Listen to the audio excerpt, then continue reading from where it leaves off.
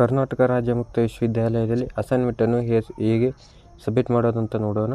ಮೊದಲಿಗೆ ನಿಮ್ಮ ಕರ್ನಾಟಕ ಮುಕ್ತ ವಿಶ್ವವಿದ್ಯಾಲಯದ ಪೋರ್ಟಲನ್ನು ಲಾಗಿನ್ ಮಾಡಿ. ನಂತರ ನಿಮ್ಮದು ಯಾವುದೇ ಒಂದು ಸಬ್ಜೆಕ್ಟನ್ನು ಸೆಲೆಕ್ಟ್ ಮಾಡಿ ಅದರ ಮೇಲೆ ಕ್ಲಿಕ್ ಮಾಡಿ.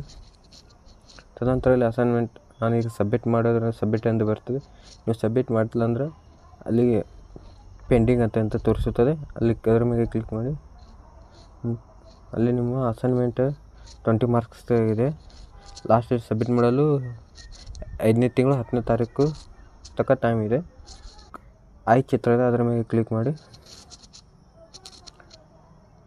ಹಾಗೆ ಸ್ಕ್ರೋಲ್ ಮಾಡಿ ಅಲ್ಲಿ ನಿಮ್ಮ ಕ್ವಶನ್ಗಳು ಮತ್ತು ಅವುಗಳ ಯಾವ ರೀತಿಯಾಗಿ ಬರಬೇಕು, ಎಷ್ಟು ಮಾರ್ಕ್ಸಿಗೆ ಕ್ವಶನ್ಗಳಿವೆ ಎಂದು ನಿಮಗೆ ತೋರಿಸುತ್ತದೆ.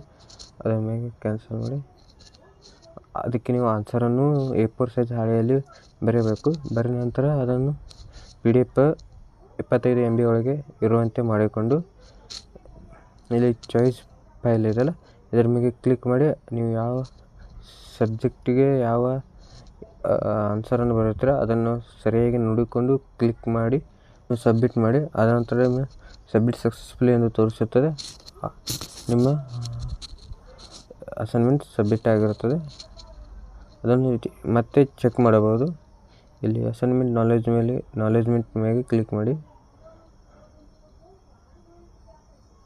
ಸ್ವಲ್ಪ ಸರ್ವರ್ ಸ್ಲೋ ಇರೋದರಿಂದ ತಿರುಗುತ್ತದೆ. ಅಲ್ಲಿ ನೀವು ಯಾವ ಸಬ್ಜೆಕ್ಟನ್ನು ಯಾವ ದಿನಾಂಕದಂದು ಸಬ್ಮಿಟ್ ಮಾಡಿರೋ ಎಂದು ತೋರಿಸುತ್ತದೆ. ಇದರ ಮೂಲಕ ನೀವು ಕನ್ಫರ್ಮನ್ನು ಮಾಡಿಕೊಳ್ಳಬಹುದು. ಇದೇ ರೀತಿಯಾಗಿ ನಿಮ್ಮ ಅಸೈನ್ಮೆಂಟನ್ನು ಸಬ್ಮಿಟ್ ಮಾಡಬಹುದು.